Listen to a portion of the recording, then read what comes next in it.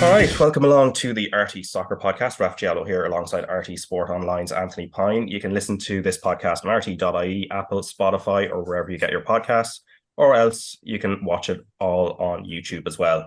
Lots to talk about today, including the Republic of Ireland making a winning start to their UEFA Women's Nations League campaign on a historic day at the Aviva Stadium on Saturday. Plenty to chat about in the League of Ireland too, like Galway United's early promotion to the Premier Division and some unexpected results in the top flight. And to run through all of that, we're also joined today by journalist Jonathan Higgins, who is also a very proud Galway man. So we'll have plenty to say, obviously, on Galway United's promotion, and obviously was on commentary for LOI TV as well on the day. But before we start that, first up, of course, we're going to talk about the Republic of Ireland's 3-0 win over Northern Ireland in the UEFA Women's Nations League opener, with the goals from Lucy Quinn, Kira Carusa and Lily Agg. And Anthony, you were at it for RTÉ Sport, and what was the atmosphere like?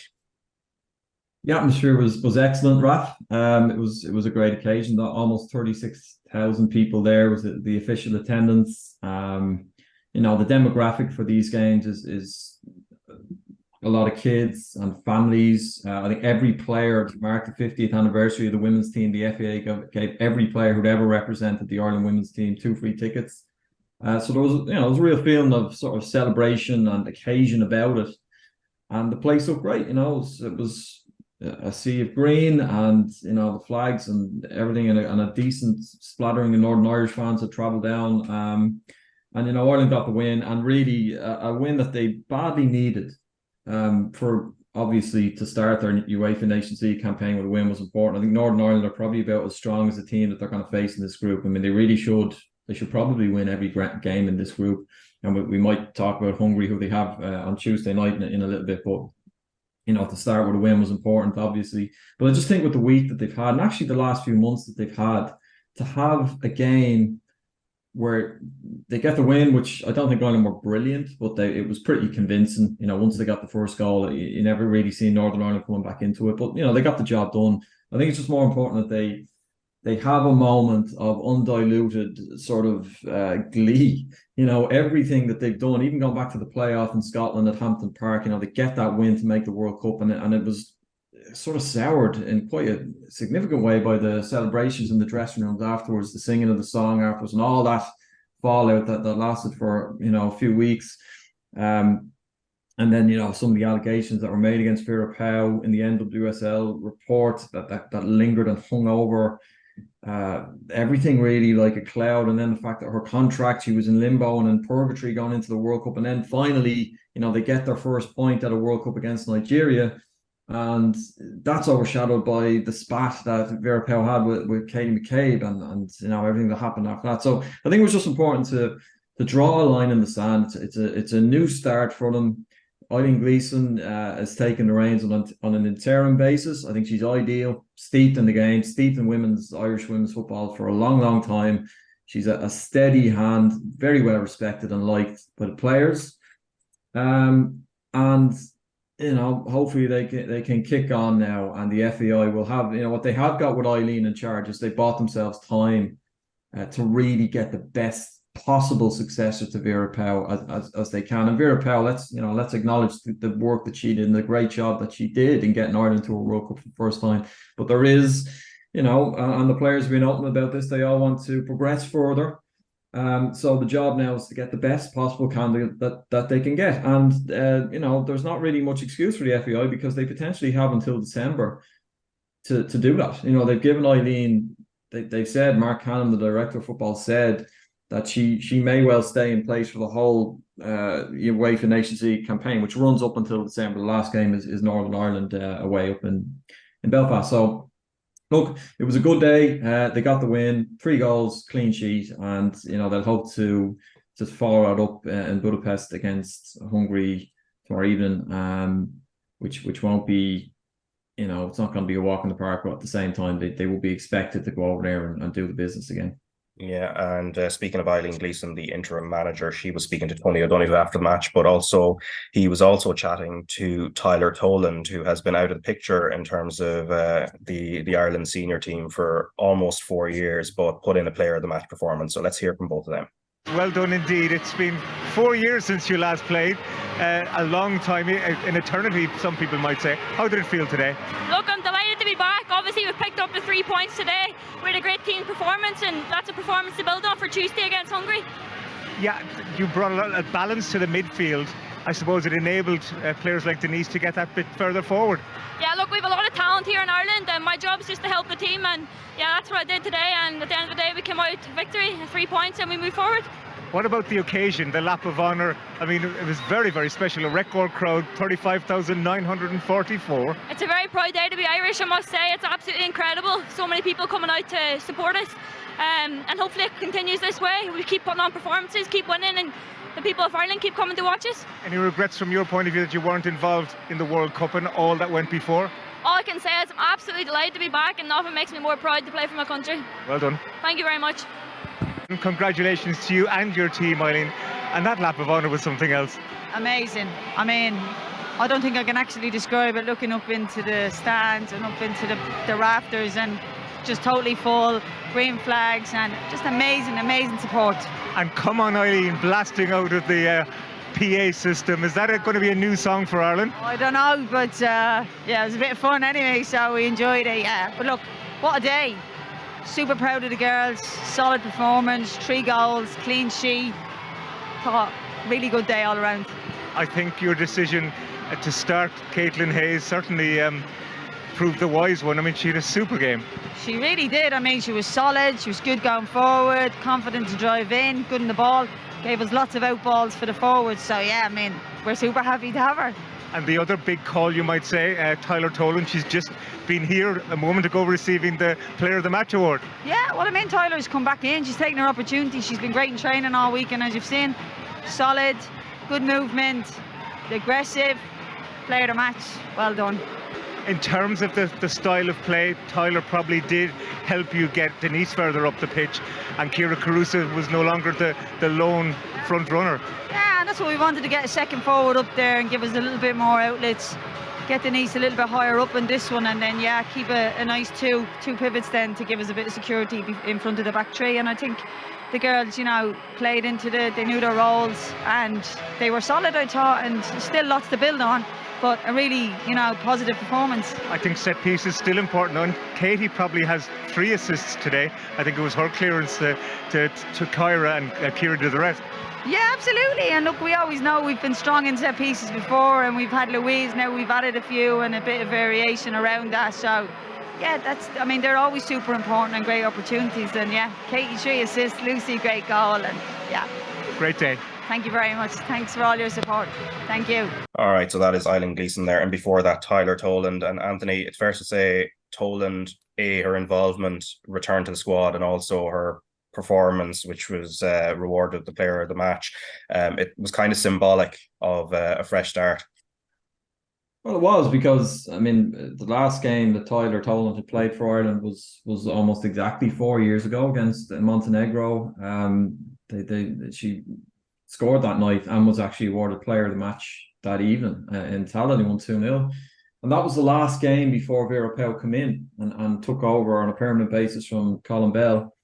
So at that time, like, I mean, it kind of likened to her career at that time was in a similar position to, say, Abby Larkin. Now, similar age, she just made a move across the water to Manchester City from Sion Swifts.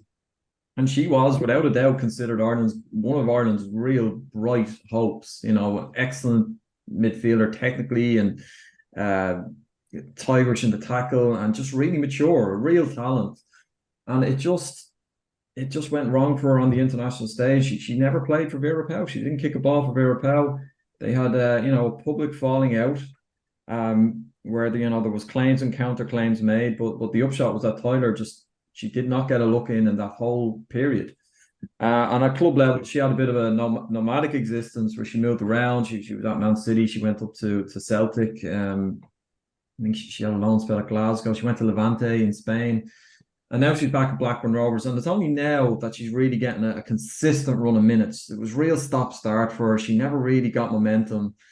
And this is a massive boost for her. Like, Eileen Gleeson has given her a serious injection of confidence by putting her straight, not just back in the squad, but straight back into that starting 11.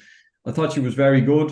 she's a really confident type of character. Like she was, there was no sense that she was overawed. She was barking orders. She was directing the players around her, and she did give Ireland control. Like, and especially in the first 25 minutes, Ireland did look a little bit, probably a little nervous, which is understandable. There was a lot of stray passes, and the play was it was too slow. It was very pedestrian.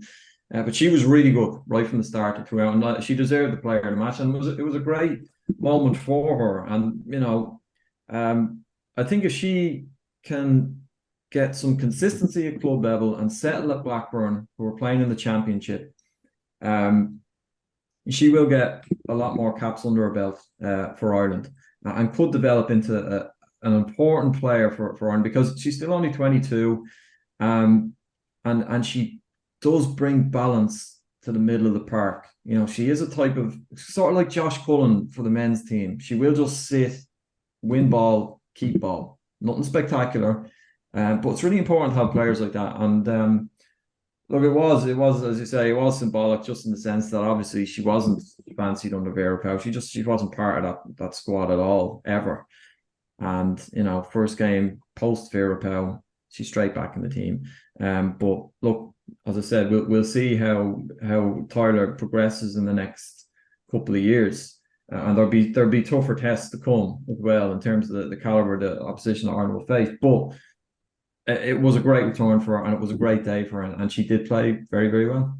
Yeah, and Jonathan, looking at some of the bits around the style of play, and I guess one of the talking points from the World Cup was how to free up Denise O'Sullivan and Katie McCabe. From your viewing of the match, did you feel that there was a bit of a departure from the way Pauw had things set up previously?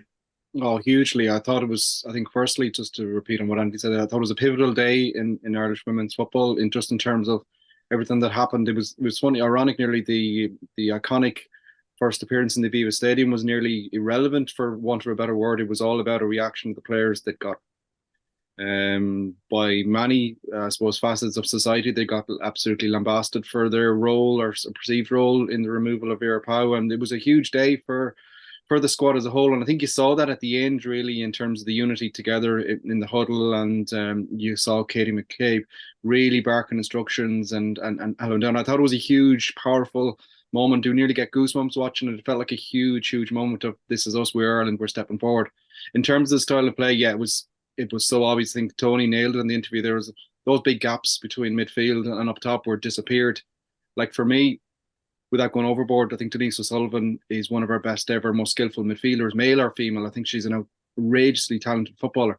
And I think we haven't seen the best of her. She's definitely restricted with the handbrakes on a bit when she's playing more of a 6 role, which by and large she has. And it's the same, you can probably make the same argument with Katie McCabe as well. But just having Tyler in the middle of the pitch there, I think it's just that little, I think Claude Ranieri used to best describe it when he's talking about Makelele. He said he's the battery in my watch. He just makes everything tick in the middle of the field. And that's the role that she brought, and just added a bit of structure, a bit of a safety net, and allowed us to be 10, 15 yards more forward. And I think it was noticeable that, like, I think there is, look, obviously there is, you won't say it was a tactical perfect performance. I thought Hayes in particular gave us another option in terms of those high diagonal balls, primarily from the right across the left, splitting defences. I think there was a couple of pieces from the tactical nerd point of view to get really excited about. But I think it was, I was so proud of Tyler Toland. You can imagine everything her and her family went through in recent years, both watching on and then the public fallout. But to be back, and not only to put in such a polished performance on the pitch, but the interview I thought was class. It would have been very easy there to and understandably to let slip, but it was, you know, like her performance on the pitch, it was no, this is it. It's all about next forward. It cut it down. It was kind of almost blunt in a way, and I mean that as a compliment. And I think that's hugely exciting. Anthony's touched on it there as well. Consistently going forward is the key. It's the one day out. It's the sugar rush potentially. It's to keep going. But I think it was a pivotal day in Irish women's football, and I think the squad answered a lot of questions and they stood tall, and I think we're all insanely proud of them. Yeah, and one thing that kind of stayed the same, Anthony, was the importance of set pieces, and obviously first goal, it sort of stems from that, with the ball falling back to Lucy Quinn at the edge of the box, and then of course Lily Agg as well with the header that made it 3-0. Yeah, there's a couple of things in this. I mean, first of all, I agree with Jonathan in terms of the little tweaks that were made. It did help that there was more support for the forward player. Caruso, obviously Lucy Quinn was up there. We should acknowledge the quality of the teams that Ireland have played in the last year. I mean, under Vera Pauw, it was a clear tactic to play the best possible teams that they could get. The USA twice, China, France. These were the teams that were playing in the run-up to prepare them for the World Cup. They're all in the top 15 in the world. So, Northern Ireland are not at that level. And I think Ireland, had they been playing a better team on Saturday, they would have been punished in certain moments. Particularly, as mentioned, in that first 20-25 minutes, the passing was way too slow and it was quite loose. So there's still a way to go in terms of becoming a more expansive team and owning the ball a little better and being able to play through teams. But at the same time, you should always play to your strengths, and if you've got certain things up your sleeve, then why not try and make the most of them? And one of this Ireland team, like, they are really good at set pieces. Our only goal at the World Cup came directly from a corner. 2 of the 3 goals on Saturday came from corner kicks, and that brings me to the second point, which is the introduction and arrival of Caitlin Hayes, because you had Diane Caldwell and Louise Quinn, who are, the twin towers. They've always been excellent and are, a great threat off set pieces. But she caused absolute chaos, Caitlin Hayes. She is brilliant in the air, brilliant. And it's another problem for the opposition to deal with in those situations. Now, instead of having only 1 or 2 and you double up on, say, Louise Quinn, now you've got 3. It's not just about height. She's a very good header. She could have scored 2 goals. I probably should have scored at least 1. So it is a great weapon. It shouldn't shy away from making the most of it, especially when you've got, someone like Kate Kay put the ball on a sixpence off of corner kicks and free kicks. So it's not necessarily a really bad thing, but I think it's still probably where we're most potent or look most dangerous. So there's a bit of a way to go before, for Ireland to develop a style where they can really damage teams by playing through. And even the third goal was a mistake, wasn't it? Kerry Caruso's third goal was a mix-up at the back. So I know Ireland had other chances throughout the game, but it's still, you think in a lot of these tight games that the breakthrough is most likely going to come off set piece for Ireland. And that's going to be the challenge for Eileen Gleeson in the immediate future, and then for whoever comes in long term to maybe just make Ireland a little bit more creative in the top third and find a way to free up, as Jonathan says, free up with Denise O'Sullivan, offer support to Caruso, whoever that may be, whether it's Lucy Quinn longer term or say someone like Emily Whelan or Leanne Kiernan, who's still injured. But yeah, look, that was more things change. Or they say the same as they say, like set pieces still crucially important for that team.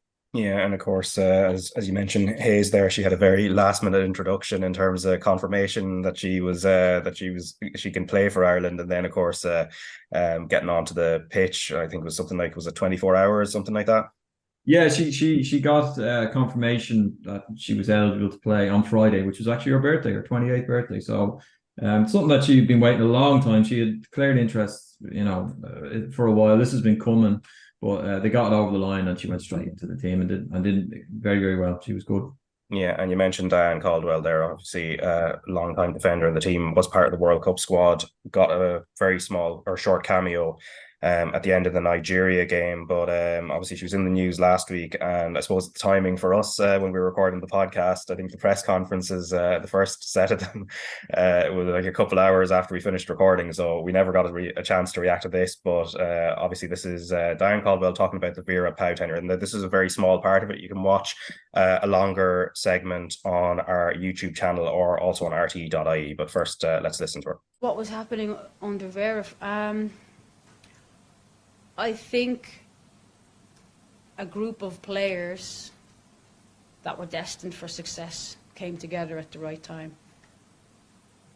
Well, you'd have to ask her that, but from my position as a pretty experienced player, I don't think it was up to the standard I expected at an international level. And I think the results and performances that we got were in spite of Vera being our coach. So quite hard-hitting comments there, I think, which would be an understatement there, Anthony. And I mean, that would have immediately put a lot of focus on Diane. Obviously, she didn't got named to start against Northern Ireland, put in a good performance. But in terms of the reverberations throughout the week, obviously it had a huge effect. Now, other players didn't really go there. I mean, you were at the subsequent press conferences afterwards with some of the other players, but it certainly set a tone. Well, look, it was probably coming. I think Diane Caldwell has earned the right to have an opinion on the direction of the team. That's my opinion. She stood with, and not just her, Katie McCabe and Denise O'Sullivan and others who were there in 2017 and had to threaten strike action because the conditions were so paltry for the international women's team. They didn't even have their own tracksuits. So I think they have earned a bit of trust in terms of if they're saying, well, look, we think things can actually be a little bit better. The one thing I think to say that Ireland achieved what they did in spite of Vera Pauw, I thought that was unfair. And I think that is one thing you could take exception with, because having watched Ireland at the World Cup, I mean, if you think back to 2010 when the French men's team got to the World Cup in 2010, and they were in disarray off the field. They squeezed past Ireland in the playoff, and that manifested itself on the pitch. And we've seen that with some of the Dutch teams as well, going to major tournaments. When there's issues off the pitch, it very often, and usually manifests itself on the pitch. Now, that didn't happen with Ireland. They did not look like a team in total disarray in the 3 games they played. And they were 3 tough games. They were in a really hard group. They looked well drilled, organised, and everybody knew their jobs. And there's just no way you can remove that from the coaching team and the management. You have to give credit to Vera Pauw for that, whether you agree with her methods or not. I don't think you can say that they went out and played in spite of her. They were very clearly well drilled, and everybody knew their jobs. And it took them all the way through a tough qualification group and a tough playoff. And even in the wake of the playoff win against Scotland, I mean, the players like Katie McCabe and Denise O'Sullivan, to name but 2, were kind of talking about how much they love to defend and they embrace that style and that setup. So, but clearly there was an unhappiness, and a deep unhappiness, because Diane Caldwell mentioned that herself and Katie McCabe had gone to Rue Doctor 2.5 years ago and with concerns about the approach. Look, the other side of it is that Vera Pauw is extremely popular, and she made a genuine connection with the Irish public. I think Vera Pauw was very good with the media, very good in front of the cameras. She has charisma, and she comes across as someone with total conviction in her, which she has in her ways and her methods, and just looks like a leader. And I can understand the affection that people would have had for her, and that sense that she's been unfairly treated. But as I said, I just think the players deserve a little trust and respect here. We're not talking about millionaire professionals who were suddenly. I think there's been suggestions in some quarters that the egos have got the better of them. I really don't see that. Diane Caldwell is 33 now. She's now got 98 caps. She's been around for a long, long time. And for the majority of her career, for 98% of her career, there was an apathy towards the women's game. Now, that's changed in the last 2 or 3 years, and they've all been part of that, plus Vera Pauw. But as I said, I think this sense of people sort of some of the scorn poured towards herself, and Katie McCabe as well has been a lightning rod for her, because she obviously had a fallout. It's been over the top. And look, what I will say also, the lesson number 1 million, that social media is not real life. It's certainly, if you're trying to get a gauge of what real public opinion is, generally it's not that representative. Absolutely not. I mean, in the stadium, all those players' names were cheered to the rafters. Diane Caldwell got a great reception when she came off as well. So, the people who were turning up to the games, there was no sense that there was any kind of ill will or bitterness there. I think with the success they've had, and the profile of the game has gone through the roof in the last sort of 3 years in particular, that just means that you're getting a whole new set of eyeballs on the game. And probably, although that's great and that's really positive and it's good, and it translates to more people coming to the games and investing and engaging in games, there can also there's negativity with it too, because suddenly you're getting opinions from all quarters, and particularly online, where people will just throw their tuppence worth in, whether that's particularly informed opinion or not.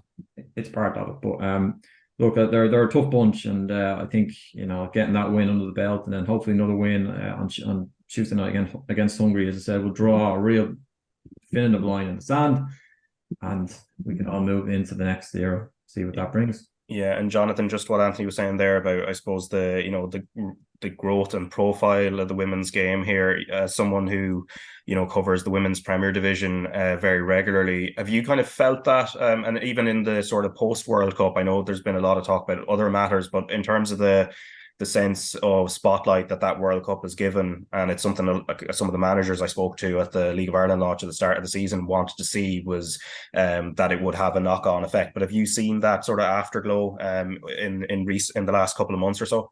Oh, definitely, yeah. Like, I think I suppose the World Cup has given it the sugar rush, and it's continued on. But the fact as well is that there's been so many players from the World Cup squad were up until recently enough. Many of them were still playing in the League of Ireland here, so there's that connection really between supporters and your icons and your heroes are in pretty much close net reach almost. I think that adds to it a good bit, and it gets certainly given a bit of a high profile to the league. I think the league as a whole probably still needs a kick in the right direction. I think we're slowly going. I think there was baby steps maybe this year in terms of the contract situation with players. I think Rovers coming into the league kind of added to that, or accelerated that progress from the outside looking in.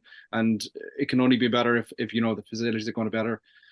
Like, just I know from our own point of view here, with Galway United being under the two teams under the same umbrella now as well, and the success of Piltrill and his side with the All Ireland League success, and there's a lot of young talent coming through that would have been in under 17, under 19 teams are now playing, first team football, which is a big boost as well. And the profile of the league, I think I heard someone the other day saying the age profile is coming down, but probably the quality is probably going up in abundance really in terms of what we have. And, that's great to see. And we've been lucky enough as well.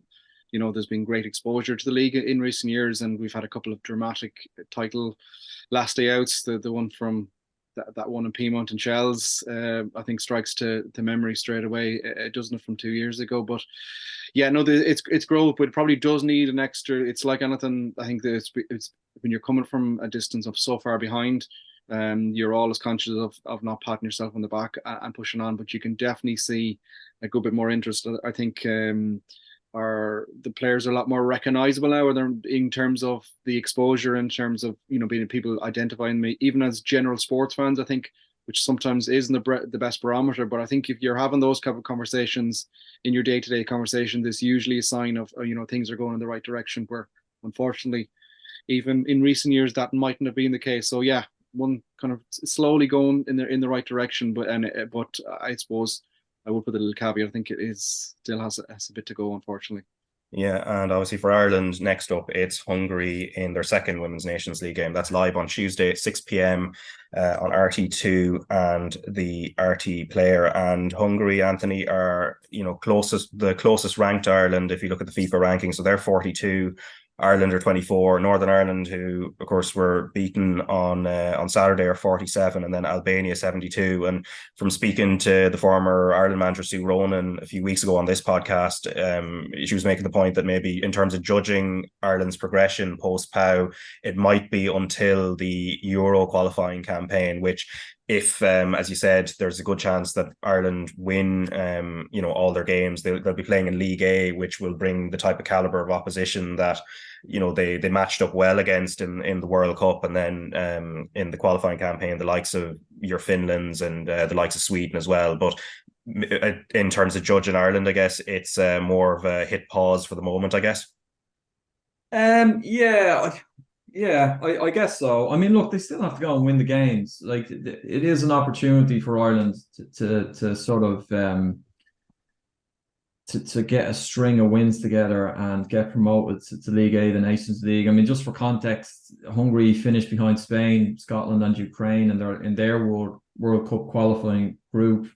But they bet Ukraine 4-2 in Budapest in that campaign, and of course Ireland slipped up against Ukraine in the previous campaign, the Euros campaign. They lost 1-0 over there, if you remember, Anya Gorman's own goal effectively ended Ireland's hopes of making it to the Euros.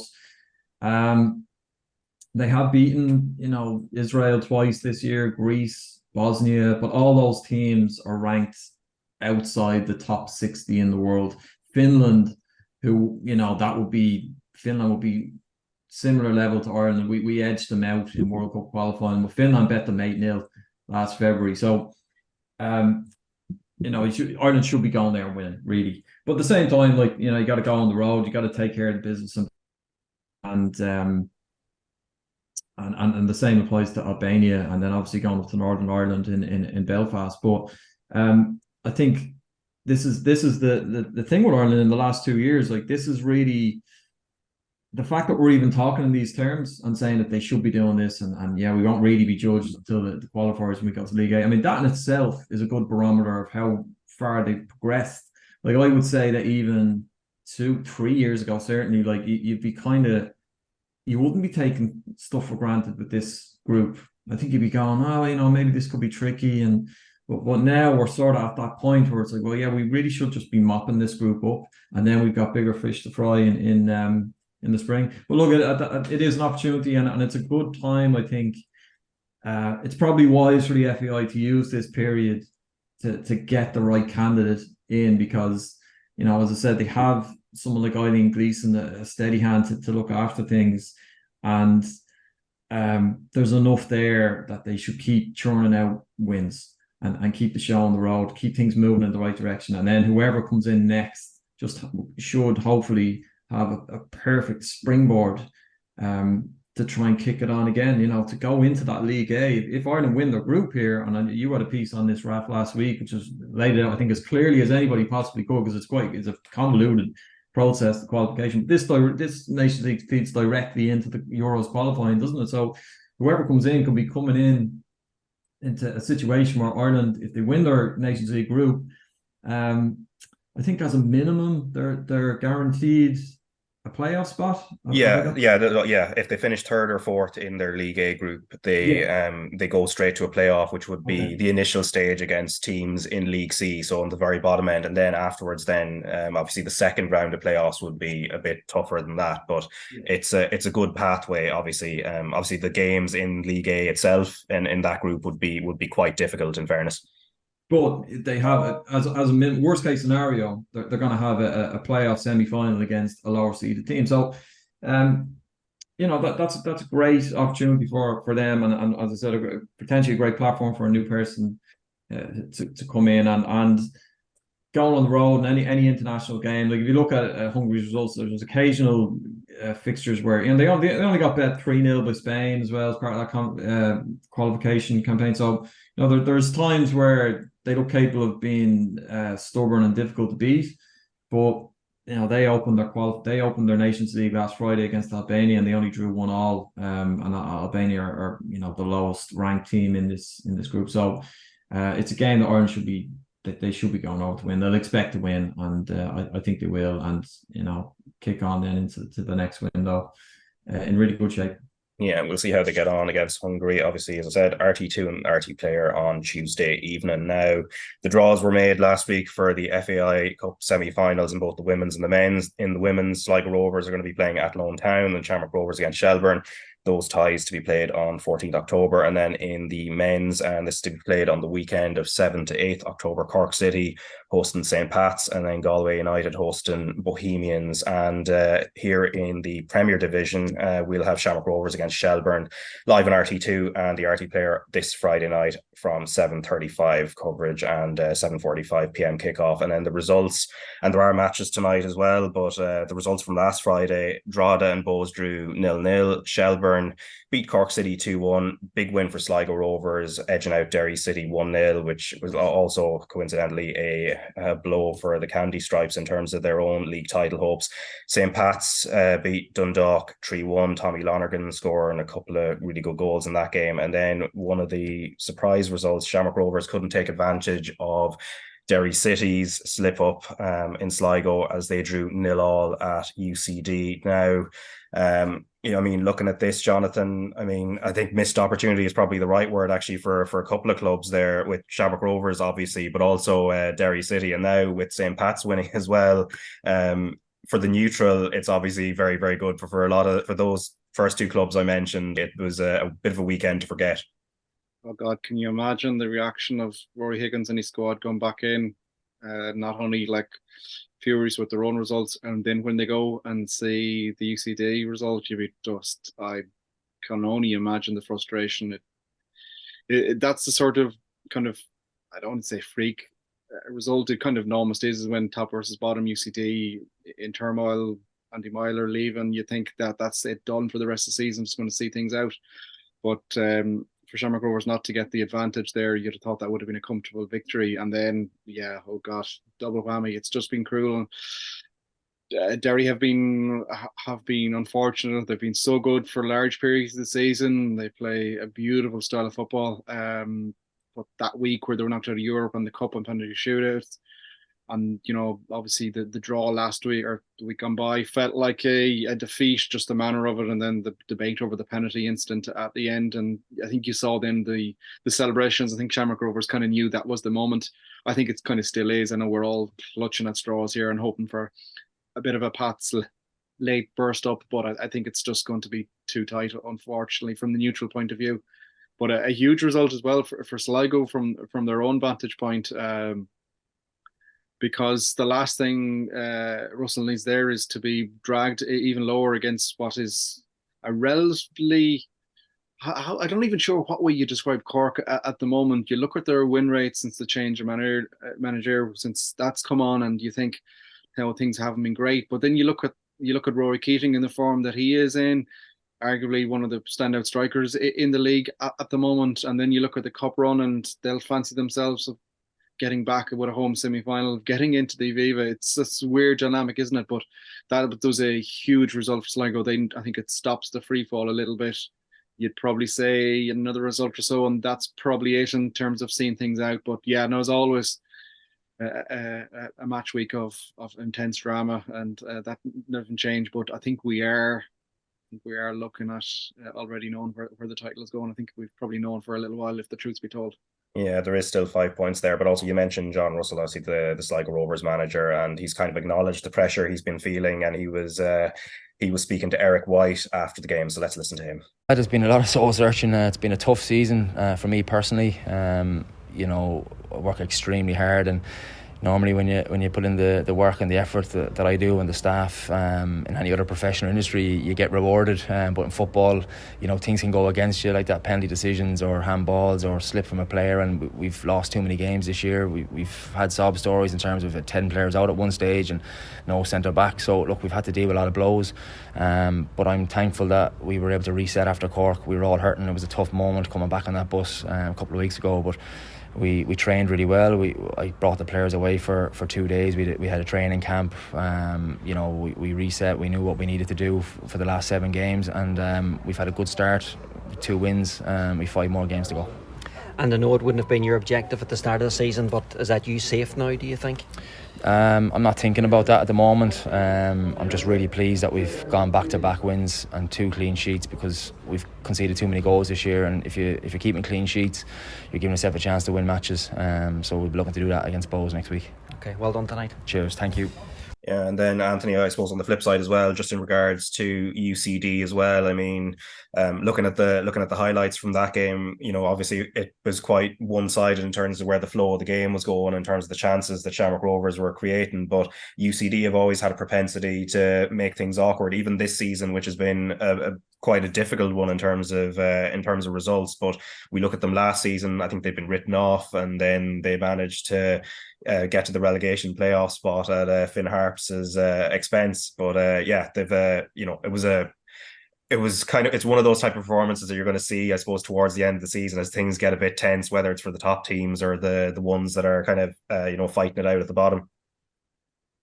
Yeah, I think, to be honest, it kind of sums up the season in terms of I mean, you're correct. I mean, Shamrock Rovers 99 times out of 100 that they win that game, and they win it comfortably. And fair play to UCD They showed spirit and fight and everything, you know, which you'd expect of Andy Myler's team. I think he's had, you know, he's stepping away, isn't he? And referenced the huge commitment that it takes.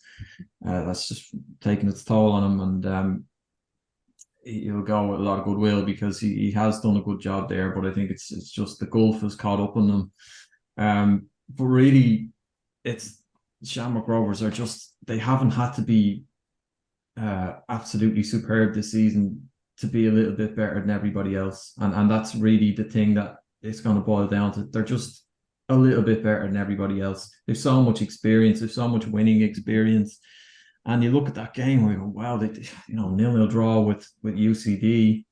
Not many would have had that in their accumulators, but you know, Derry couldn't make the most of it. Now you're probably looking at St. Pat's are realistically the only team that can pip them. I think Pats have been playing particularly well, but they've churned out wins, and they have Shamrock Rovers in the second last game of the season. So hopefully it comes to that. Hopefully we get to that game. There's something, just from a neutral's point of view, but Derry will be absolutely kicking themselves. No, it's funny. I watched Sligo Rovers play Derry early in the season, and thought Sligo were really, really good. I was up in the Ryan McBride Brandywell that night. They were excellent. They drew 1-1, and you come away from that game thinking, you know, Sligo they're going to be in the top four, and Fabrice Hartman is going to be in the mix for Player of the Year. You know, they were really impressive, and it just hasn't happened. They've sort of sunk. They plateaued and then just sunk, and they were in a real funk. But you know, as Jonathan alluded to, they won their last two games against UCD and against Derry, and should now be probably okay. But that's a real stinger for Derry. That will hurt them. That will hurt them. And there's just been a few occasions, you know, Shamrock Rovers are still Shamrock Rovers. You know, they're steeped in title winning. The whole club has just got that winning experience to know how to get over the line. But they have given the chase and pack opportunities. And the last couple of weeks, you know, Derry will feel they should have bet them up there at their place. Should have bet them. They didn't. You know, Rovers got the late penalty from Graham Burke, and then, you know, Shamrock Rovers slip up again, and they don't capitalise fully on it. And as I said, that kind of sums up the season. I just think, like, Shamrock Rovers, without having been absolutely brilliant throughout the campaign, and you know, I think we've seen better title winning teams in the last few years under Stephen Bradley. I think there's been years they've been more impressive, but I just think they're just a little bit better than everyone else. You know, it's just whatever it is, that cutting edge, that mentality to just dig it out and do enough. I expect them to get over the line in the next few games. Yeah, as you mentioned, Andy Myler leaving UCD at the end of the season, and his current assistant, Willie O'Connor, is going to take over for 2024. But he was speaking to Peter Brannigan at the weekend and kind of touched on the reasoning for his decision. Andy, I suppose big news emerging last week in terms of your role with UCD. So just tell me a little bit how the decision came about, why you made it. Actually made the decision a long time ago. I made the decision quite early on in the season, April, May, just that my full-time career is just too busy at the moment to try and combine it with anything else. And I have to, I suppose, that's what pays the mortgage. So I have to weigh up everything that's on, and to be honest, I would never ever want to give football anything less than 100%. And at the moment I'm just too stretched across all fronts, so I have to let the day job win for a while. Yeah, and in terms of, I suppose, the enjoyment, like we've spoken at various points throughout this season about the difficulty that UCD have. You're not the first manager to experience. It seems like you won't be the last. But how demoralising is that? Because I know last season when I spoke to you at the end of the year, you were absolutely over the moon with keeping the team up. So how frustrating is it not to be able to give it a real proper go like you'd want to? I wouldn't use the word demoralising at all, Peter, to be honest. I love football, and I've loved, like, in lots of ways I've loved this season as much as every other season. You know, we had some fantastic times the last 2 years, you know, going up, staying up last year, fantastic days, nights, all that kind of stuff. But I'm in football long enough to know as well that the circle turns, and, you know, sometimes it's your turn for disappointment. So, but I've never anything else than loved Friday nights, loved playing, loved coaching, managing, all that kind of stuff, and I look forward to the bit. I'll miss it really, really badly over the next while as well. So it's something, like I said, it's something that I love. So no, not demoralised. It's disappointing, you know. We take that disappointment, but Something, if you're in football long enough, you should get used to disappointment, because there's more of that than the champagne corks popping. So no emotions like that. Just disappointed that we probably left some stuff behind us this season for sure. When we look at our performance tonight, that's a little bit disappointing, but there's lots of reasons for that sound like excuses, so we won't use them.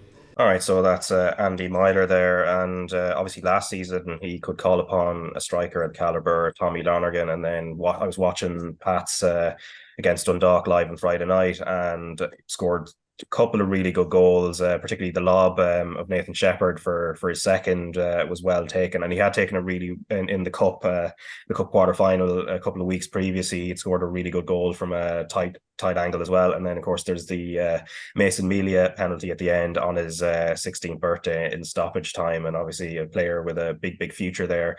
For Pats. Dundalk, on the other hand, started the game really well, and they needed a reaction after what had happened in the cup quarter final against Galway United, where they went down 4-0, 3-0 down at half time. And John Daly, the St. Pat's manager, and Stephen O'Donnell, the Dundalk boss, were also speaking at the weekend. Obviously delighted to come out with the 3 points. I thought Dundalk first half caused us problems. I knew they would. They're a good side, and I think the result the weekend against Galway, I knew they'd have a response, and they certainly gave that. And as I said, they caused a few problems. I thought the lads, managed that at times well on the pitch, and the times that we got through them, we then lacked that final killer pass at the last little bit. And delighted for Tommy Lonergan. Obviously, he's had to be patient and wait for game time and wait for minutes, and he's obviously come on the weekend there and scored the winner of Finn Harps and scored 2 today, and delighted for him. I thought that was a snapshot of our season. Thought we dominated the first half. Should have been going in ahead at the break, and then out of nowhere, then just through very basic mistakes, 2 direct balls, we're 2-0 down. Come second half, got ourselves back into the game, sort of getting a foothold, and then we get a man sent off. So we just have this habit of shooting ourselves in the foot. I thought the middle third of the pitch, from a control point of view, I thought we were very good first half, as I said, and out of nowhere we're 2-0 down. That's been our Achilles heel. Should be ahead in games, then give up really soft goals, and that's been a story of our season. So that's Stephen O'Donnell there, and before that it was John Daly, and of course Pat's 6 points off the top now, although with the game in hand they could pull that back to 3, and that game in hand they're playing against RTÉ United tonight. And just on Dundalk, actually something that caught my eye, Jonathan, was Jerry Malone's column in the Dundalk Democrat. Now, this was before the game against Pats, but it was in the wake of the 4-0 defeat to Galway in the Cup, and he wrote, and this is just a small snapshot of if people want to read the full thing, it's on the Dundalk Democrat website. The malaise at Oriel can not be allowed to continue. Next season, the Premier Division will be much stronger than the current one. Dundalk must start to strengthen on the pitch now. They must never again leave it until weeks before the start of a season to sign players, and they must sign the right players. They must also sign good prospects on a professional basis at the academy now on a professional contract, and thus ensure that no other player of elite talent is allowed to leave the club for another one, with all the losses that this entails from this. It just feels they're very much adrift, and obviously they're playing Cork City tonight as well, a club again desperately in need of points. But it's just Dundalk's season it was a bit mixed and up and down during the campaign, but that cup defeat really seems to have left a sour taste. Yeah, because I think it's kind of twofold really, Raf, because the cup was of such significance and importance to them. That was their probably only chance of getting into Europe, and obviously with the financial rewards that it has, and then knock-on effects from probably recent years, and financially they were probably banking on having European football next year, and not just from the footballing point of view, but obviously financially is so important as well. And look, there's been changes off the pitch there in the last couple of years as well, but that's the footballing point of view. But then, like, in terms of losing the cup, I know it, but the way they lost it, like the opening half, like it was 4 at half time, 4 over the night. It could have been 6 or 7. It really could have been. It was so demoralising. And to see, I looked over at one stage in the first half, I think it might have been 3-0, and you start to see Dundalk fans leaving.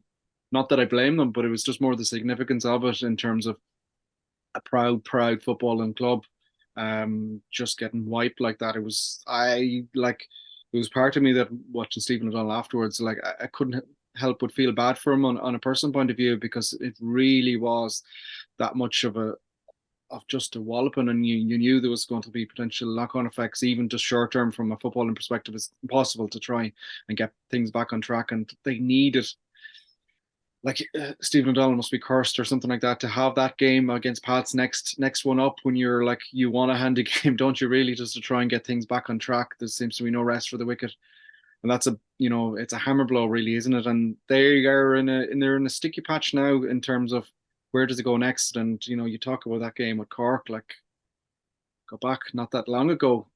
This is a top of the table decider. This is I've heard people describe it as the best rivalry that there has been in the leagues in recent years, in terms of, I suppose, everything that went to it, in terms of not quite hatred, but that intense rivalry and the side stories that came with it, and the battles that they had over the years. But it's just almost sad to see, isn't it, that the two clubs where they're at the moment. But that football, it turns around quickly, and if you don't get everything right on the pitch, it will come back and stab you in the backside. But it's going to be an off season of huge importance for Dundalk. Now, where do they go from here? Like, you look at even just signing Horgan, you think this is going to be the big moment that they're going to push on. What next? Is there more money in the kitty to try and get everything that they need? And like Jerry and the likes there will be a lot more informed than me on us what goes on behind the scenes. But it just seems from the outside looking in, doesn't it, that everything isn't rosy, and doesn't seem to be just the first team, unfortunately. So yeah, it's a big transition period for Dundalk, and they got to get things right quick, I think. Yeah, I think just to add to that, Raf, just on the Galway, like you talk about how damaging that was, as Jonathan says, not just obviously you're getting knocked out of the cup and potentially a place in Europe, but if there's one thing that will tip fans over the edge in terms of their team, if their team is struggling or plateauing, it's getting outfought and bullied. And it was the nature of that defeat in Galway. They were outfought and bullied spectacularly. And it was almost like they weren't prepared for what was coming, and they should have been. If you're going to play Galway, managed by John Caulfield and Ollie Horgan, you better get ready for a scrap. And they just didn't look ready for it, and that's the thing that I think really would have angered Dundalk and Stephen O'Donnell. I think that would really have hurt them and rocked them. There was a bit of a response against St. Paschal. They lost the game ultimately. And there is just that sense they're drifting a little bit, because they had a good year last year, and they got into Europe. Stephen O'Donnell, as a young, very highly rated young coach, had won the Cup of Pats and then come back to Dundalk. But they're just drifted this year, and as Jonathan says, and he's right. Jerry probably references his column and be more informed than us in terms of what's going on there, but.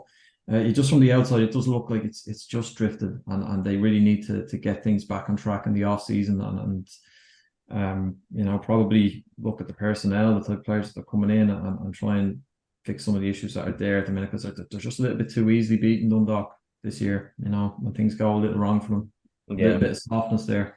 Yeah, which means, of course, tonight's game against Cork City, which is a 7:45 p.m. kickoff at Oriel Park, is kind of huge for them in terms of snapping them back into some form, although Cork City are fighting as desperately as possible to try and claw back the gap to Sligo Rovers, and also to Drogheda, who are away at St. Pat's. Also a 7:45 p.m. kickoff tonight. But the other thing, Anthony, the other game as well, and it's now a battle for fourth place. Bows and Shells are now separated by a point. Shells have gone above them after beating Cork on last Friday night, 49 points, and Bows just behind now. Of course, there is no place in Europe guaranteed with fourth. With the way things are, the cup will obviously have the effect on that. Bows are still in the cup. Shells will need, looking at how the table is, Pats to go and win it. But that's a nice little rivalry there, and that should be a good spicy game tonight. Absolutely. I mean, look, you got to take your hat off to Shelbourne. Things are going well there. Off the pitch, there's certain things happening as well in terms of developments they've made and the investment that's come in. And they're a real tough nut to crack. They're going to lose Jack Moylan at the end of the season, which will be a blow for them. He's gone to Lincoln. Yeah, and he scored a good goal, real good composure. I know it was a defensive mistake from the Cork defender, but again, he showed his quality. Yeah, he's a good player. He's been a good player for them. But for them to be in this position now, going into the tail end of the season, 5 games to go, I think, and in with a sniff of getting into Europe, it's absolutely brilliant for them. You think after last year they lost well in the cup final, they were well beaten, but rather than shake them, it's kind of galvanised them, which is a really good sign and a sign of a strong manager, which Damien Duff is. And I think with Shelbourne, maybe you could level at them that they are defensive. It's the priority is to not concede goals first and foremost. And you think, well, can they be a little like the Ireland women's team we were chatting earlier on? Can they marry some creativity to that? Maybe just open up a little bit more and get some more goals into the team. But I think they're getting there. And actually, the best way, rather than tactical tweaks or anything like that, I think personnel is the best way to do it. Just getting in a little bit more quality. So they've got a really interesting climax of this season coming up, and then an even more interesting off season, because if they're able to go and get a little slightly better quality caliber player over the course of the winter, they really could be a force to be reckoned with next season. And they're building something there, and you can see Damien Duff what a great asset he is to them, and to the league, really. Such a big name and a big character, and he's absolutely invested in it, isn't he? He's in it. He's in 110%. So they have momentum now, and there's definitely looked like a club that is going in the right direction. Yeah, for sure. Now, a club going in the right direction and confirmed to be going in the right direction, of course, is Galway United, who have been promoted to the Premier Division for next season. They were well on their way to promotion anyway before they beat Kerry 4-0 on Friday night. And then some of the other results also on the night were Treaty United 4-1 winners against Athlone, Wexford beating Bray Wanderers 2-1, Waterford, who are second, winning 3-0 at Longford Town, and Cove Ramblers trashing Finn Harps 5-1. But Jonathan, you were at Mount Hawk Park on Friday night on commentary, as mentioned at the beginning, and Galway 1-0 up, and to be honest, they only needed the point to go up, and then it just ended up being elation towards the end as they got the 3 goals towards the end, and obviously the scenes as well, a full time. Obviously delight for the club after what has been a brilliant season. Yeah, no, it was. Yeah, probably 4-0 to be fair, probably flattered Galway United. Kerry had to, I think, Kerry, it's a difficult period for them. The first year in the league, there's a lot of learnings. I don't think their points tally probably reflects their performances, and for large periods of the game, they were quite a danger. Like, it took a couple of big Brendan Clark saves, one in particular just before half time. But I suppose that's probably reflective of the season and what a signing Brendan Clark has been. He's just been absolutely phenomenal, and again, it's been referenced a couple of times. But the Dundalk victory, at the start of the game, he makes a wonder save. Had that gone in, it's a whole different story. We're having different conversations about Galway United. We're having different conversations about Dundalk. But I guess that is the importance of having a strong, experienced netminder, and he's just been phenomenal what he's been since he's joined. And he shows absolutely no signs of slowing up, and looks as agile as ever, looks as solid, as driven as ever. And it's one of the key things that John and Ollie have got right this year, has been adding a bit more experience to them. Regan Donlan, Colin Horgan in particular as well, and signings in the off season. I think all bar one signing had played in the league before, but they got the squad together. It's a really driven squad. And I guess you look at the league table, 31 games, 25 wins, 4 draws, 2 losses, 82 goals for, 16 against. Those stats are just crazy stuff. And then you have the other little carrot of the cup semi-final. Who knows what might come for that? Even if the season ended now in the morning and there was defeat in the cup semi-final, it'd be an outstanding season to win it in the style that they have. And also, I think with the caliber of, I have to confess, as a fan, when I heard that Waterford hadn't got over the line last time out, I thought, oh God, here we go again, because Galway United have been a little bit unlucky in terms of the the calibre of opposition in the first division over the years. Cork were down, Shells were down as well. Both sides should never have been there, really. But they got things over the line, and just it's been a bit of a canter, really, hasn't it? They've just got a lead at the start and just never looked back, and they've just a different edge to them this season in terms of grinding things out. And I think that sums things up on Friday night.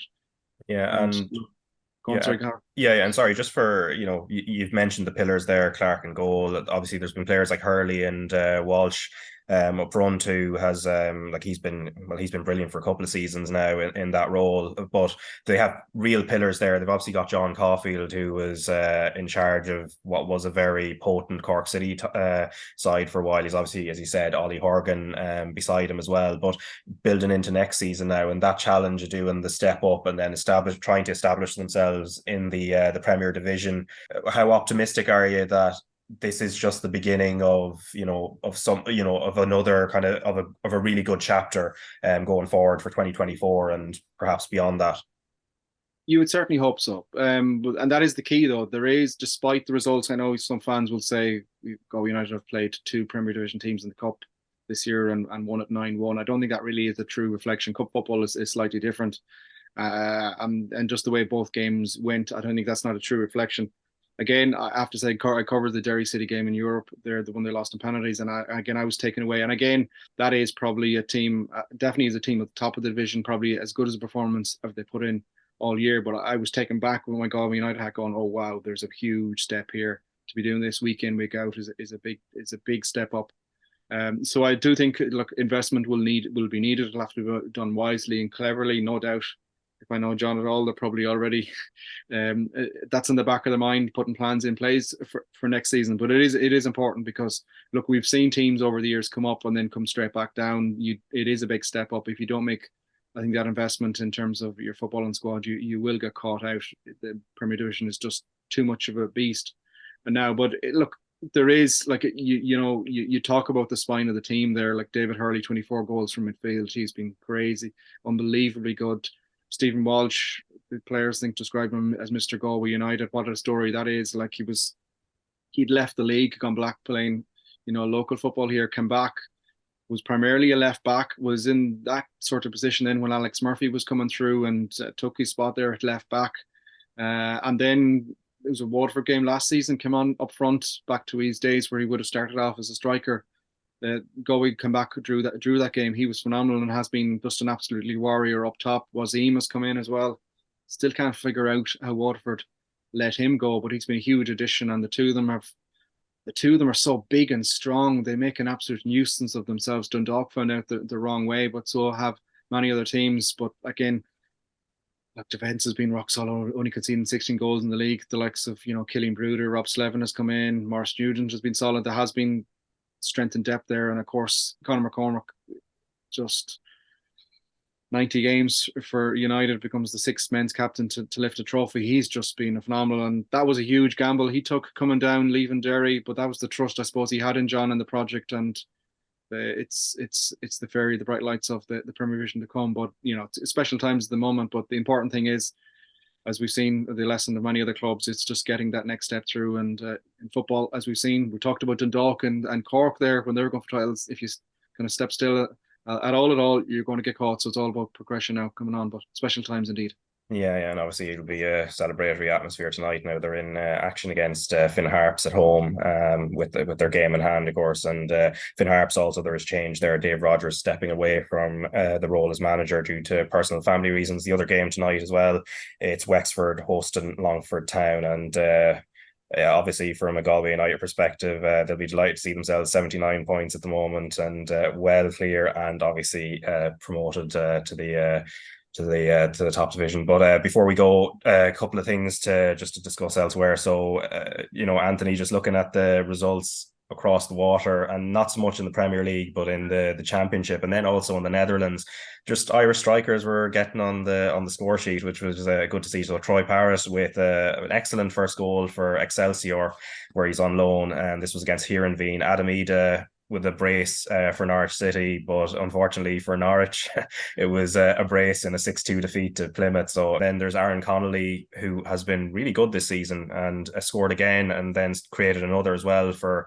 Hull City against Stoke. And then can't forget as well, Will Keane has been having a decent start to the season for Preston. So the weekend showed the potential that is there. Obviously, we've seen them in international action, and sometimes we haven't seen a lot of those players at their best, but at least it was a good weekend for them.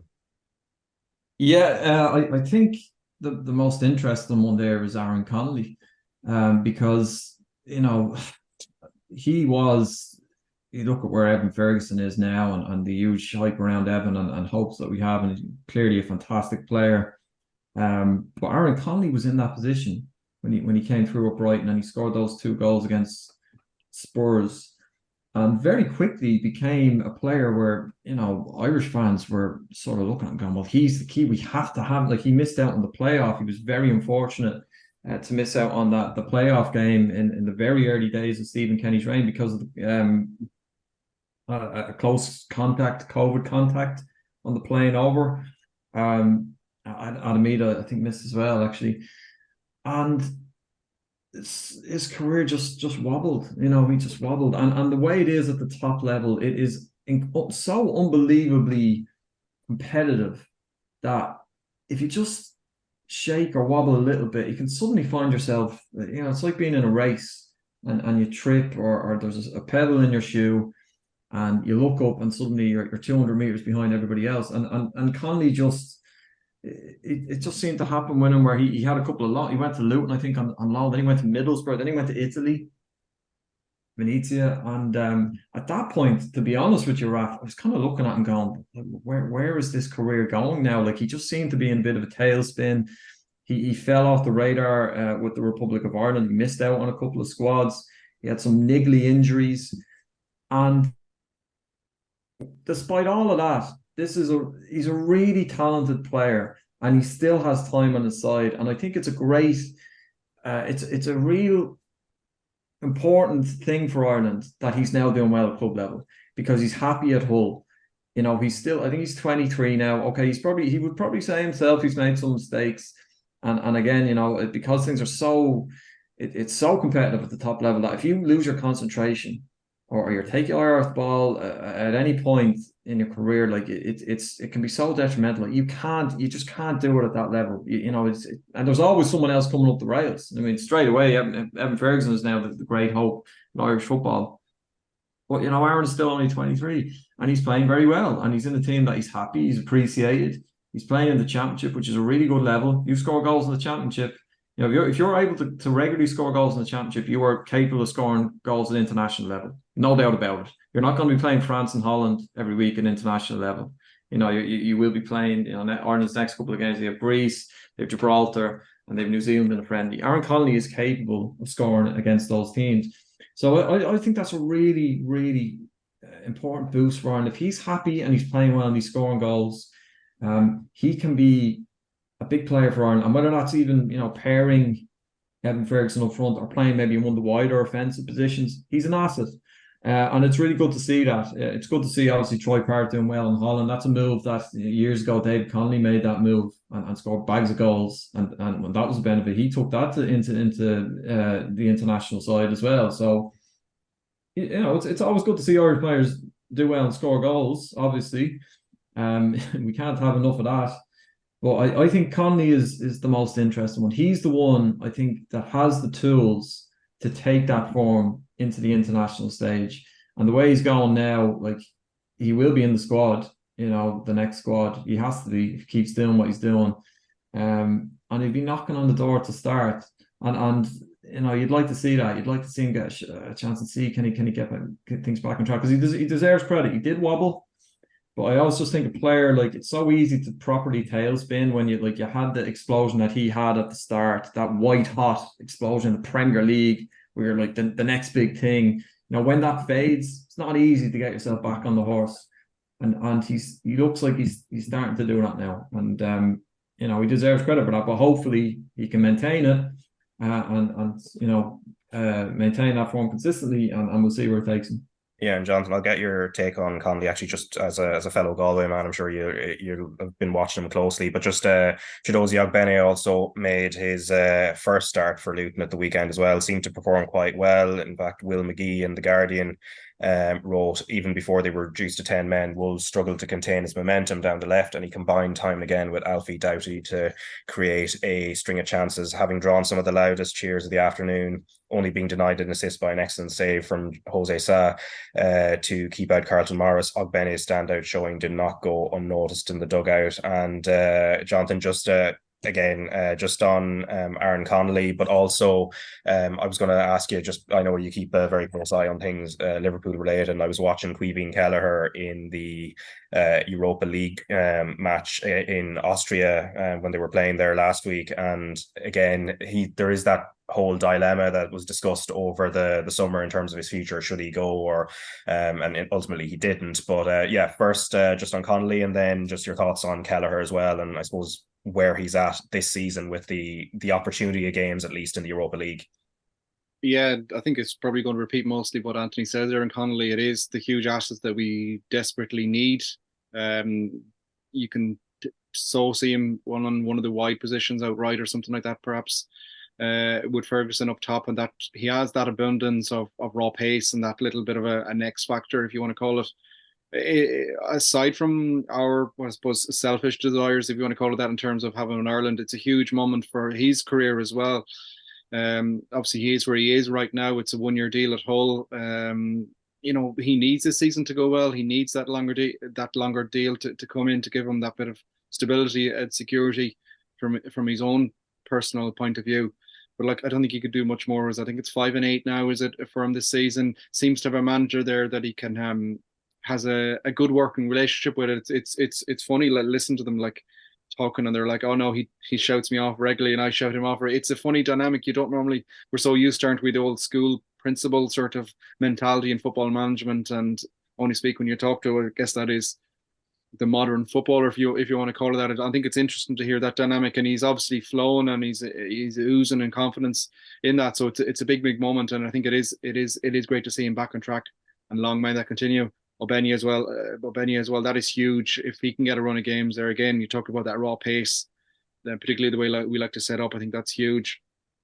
Kelleher, I don't know how many of these conversations can we have really on him. He's going to play limited football again. The reality is, Alisson is one of the best goalkeepers in the world, and he's not moving. You saw the first save that he made earlier on at the game yesterday. There's just no way you're getting ahead of him, barring a freak injury or suspension, and that's short term. So, and you'd nearly say, if Alisson gets injured, or Liverpool looking at signing a replacement, that sort of ways. And I just don't see how it progresses for him at Liverpool. Is he, fair enough, he's probably happy to be there in the not the limelight, that's the wrong word, but to be at a huge club like that and everything that's involved. And maybe this Klopp keeps talking about Liverpool 2.0, and maybe there is a bit of success, or definitely an upturn in form and the excitement that gives. But I know the other thing is, keepers, you'll always say, they develop a bit later in their careers, but surely there has to be a point where he wants to get the itch of playing football week in, week out. And are we going to see the best of him before to that? Can you? Yes, you can train with Alisson all week long as once, but are you really going to get into the swing of things without playing football week in, week out? We've seen Bazunu play a full season in the Premier League and had to learn by the old school of Knoxay. Does Kelleher need something similar? It's a really tricky one, isn't it? I don't know how many times, Raf, we're going to talk about this until the move happens, but you would have to imagine that the move is getting closer now. Really, I think he really needs first team football, I would have thought. Obviously, there's all Liverpool supporters grew up, and of our age group, there was always Irish people in the squads. That was the connection that many people had with the club. It's a little bit different now with the backup goalkeeper, but yeah, you'd have to imagine at some stage, from his point of view, he just needs to be playing week in, week out, and get smashed going for a ball, more regularly, and just get that muscle memory in it. I don't think there's. Is he going to get ahead of Bazunu without playing first team football? Is probably the best way to leave it on. Yeah, I think that's going to be a debate that's going to rumble on as long as he's at Liverpool and remaining as number 2. But anyway, that's it for this week. Remember, you can watch Ireland in Hungary in the Women's Nations League live on Tuesday at 6 p.m. on RT2 and RT Player, and also live on an extended Game On commentary with Adrian Eames and Marie Curtin, and also Shamrock Rovers against Shelburne on RT2 and the RT Player on Friday night. But Anthony and Jonathan, thanks very much for your time. Thank you, Raf. Cheers, Raf.